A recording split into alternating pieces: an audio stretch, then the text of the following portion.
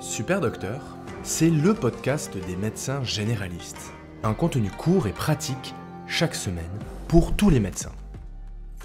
Vous voyez ce moment en consultation où l'on se rend compte qu'un patient est en insuffisance rénale et que chaque médicament peut devenir un casse-tête? Ça m'arrive plus souvent qu'on ne le croit. Dernièrement, j'ai reçu un patient dont la clairance rénale était en baisse et j'avais besoin de vérifier en un clin d'œil quelle posologie serait la plus sûre pour lui. Jusqu'ici, il fallait fouiller dans les données, comparer plusieurs sources, jongler entre les fiches produits et les recommandations. Une vraie gymnastique intellectuelle, surtout quand on est déjà pressé. Mais aujourd'hui, avec l'outil GPR intégré dans Vidal Mobile, je peux adapter la dose de mes traitements à l'insuffisance rénale en quelques secondes. GPR rassemble les informations fondées sur des référentiels internationaux et une analyse médico-scientifique experte, ce qui me permet de sécuriser efficacement ma prescription. Plus de doute, je sais que je respecte les bonnes pratiques et que je prends soin de mon patient du mieux possible. Le mieux dans tout ça, c'est que l'appli Vidal Mobile est gratuite pour nous, professionnels de santé, si vous entrez votre numéro RPPS. Vous trouverez le lien dans les notes de cet épisode. Pour ma part, je ne peux plus m'en passer. Alors, à vous de tester. Bonjour à tous et bienvenue sur Super Docteur.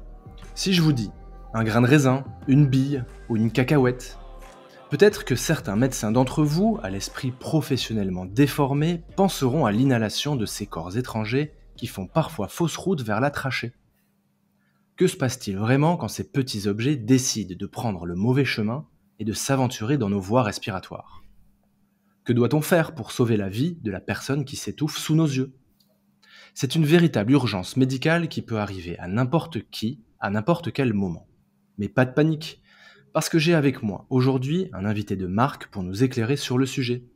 Il m'a fait l'honneur d'être le premier invité du podcast, c'est Doc FX. Salut FX. Salut Mathieu. Alors comme d'hab, on va rentrer dans le vif du sujet.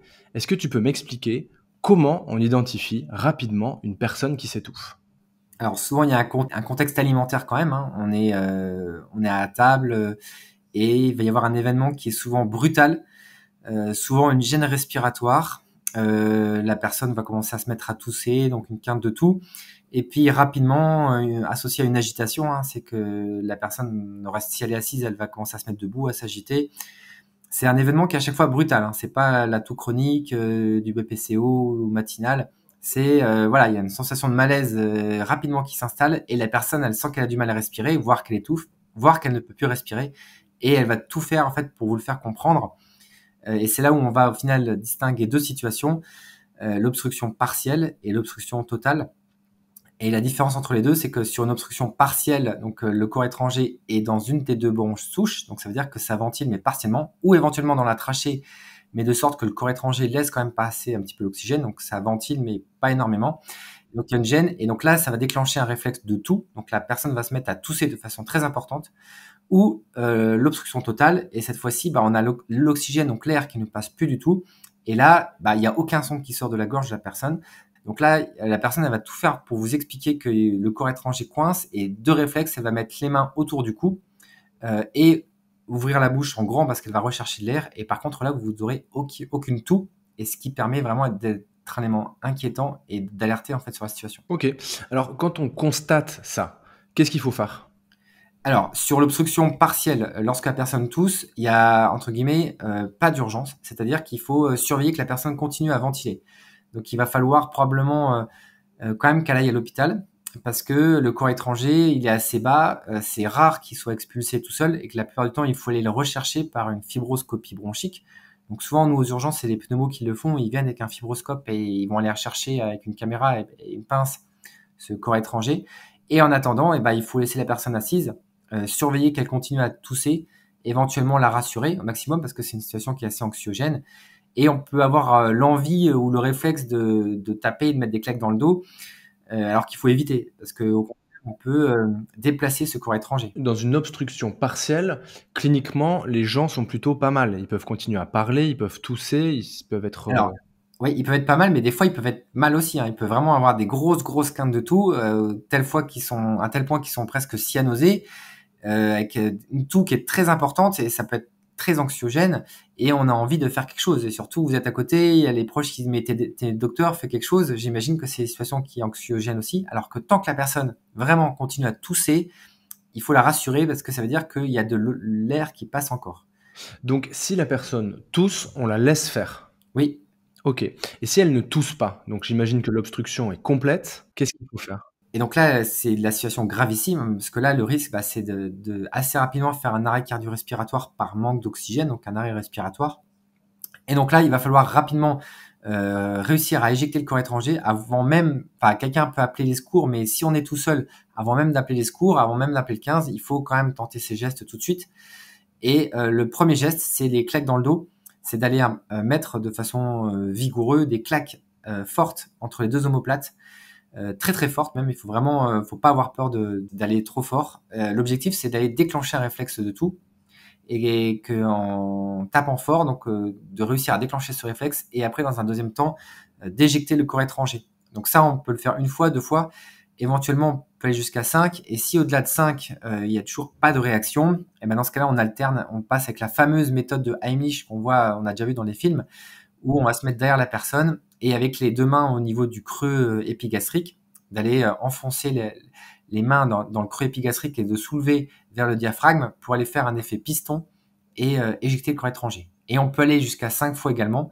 Et au final, on alterne 5 claques dans le dos et 5 manœuvres de Heimlich jusqu'à ce que, il y a deux possibilités. Soit la personne, elle éjecte le corps étranger et tant mieux. Soit elle n'éjecte pas. Et dans ce cas-là, très très vite, elle va passer en arrêt cardio-respiratoire. Ok. Donc en fait, obstruction totale, il n'y a plus de son, il n'y a pas de tout. On commence par des claques vigoureuses entre les deux omoplates. 1, 2, 3, jusqu'à 5. C'est S'il n'y a ça. pas de réaction, on fait la manœuvre d'Heimlich, c'est-à-dire qu'on se met derrière le patient, on l'enserre avec ses bras, on ferme le poing, on le met sous le sternum et on vient soulever en appuyant en arrière et en haut sous le sternum du patient. C'est ça. Donc en fait, les deux méthodes marchent aussi bien l'une que l'autre, mais de préférence, on commence toujours par les claques dans le dos parce que c'est plus facile à faire et que pour avoir une méthode de Heimlich efficace comme les claques dans le dos, il faut bien savoir la pratiquer. Et souvent, la manœuvre de Heimlich, c'est pas une manœuvre qu'on fait tous les jours, voire qu'on fait jamais, qu'on n'a jamais fait de sa vie, même sur quelqu'un de vrai. Et le jour où on a besoin de le faire, c'est sur une situation réelle.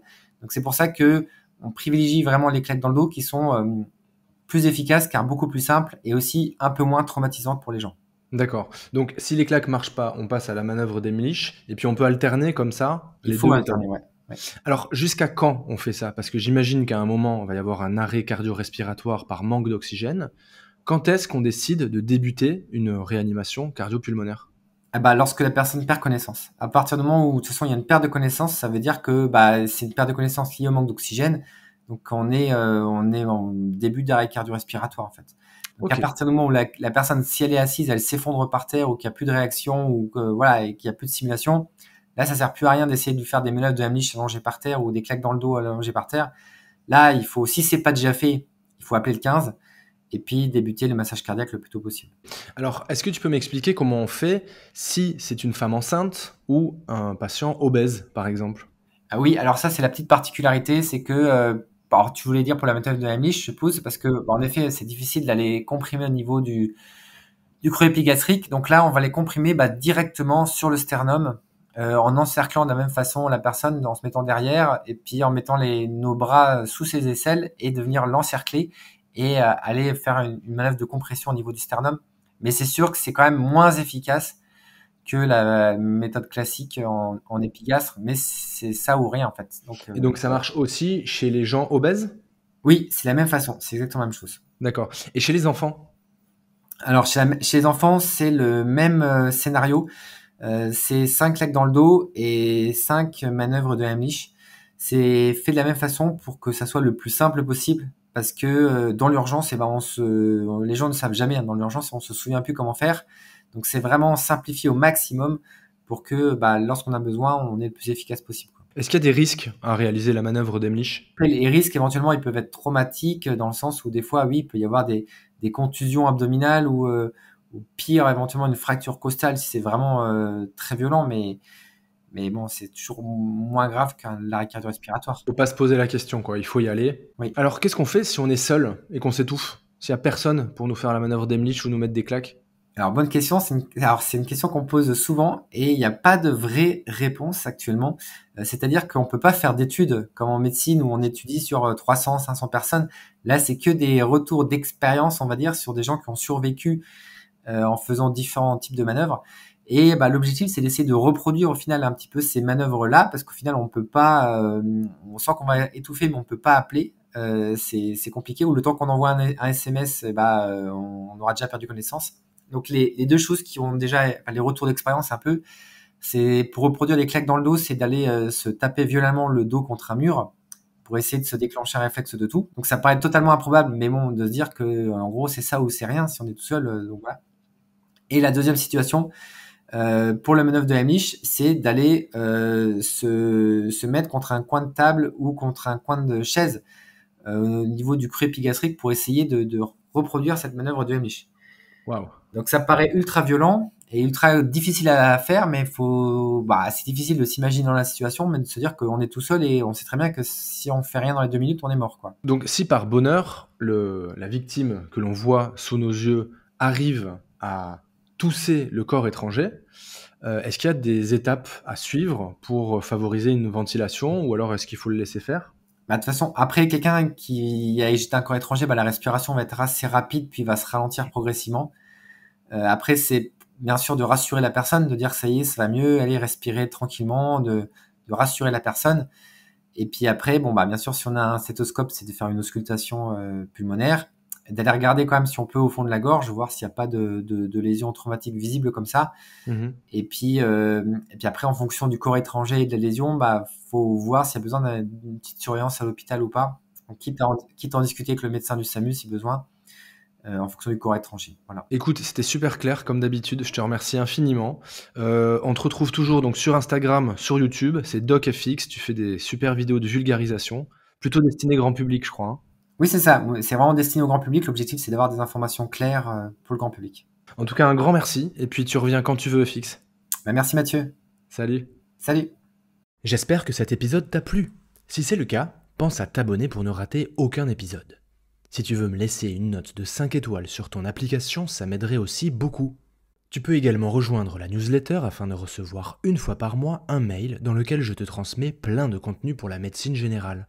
Enfin, tu peux participer financièrement sur la cagnotte Tipeee. Toutes les ressources sont dans les notes de cet épisode. À bientôt!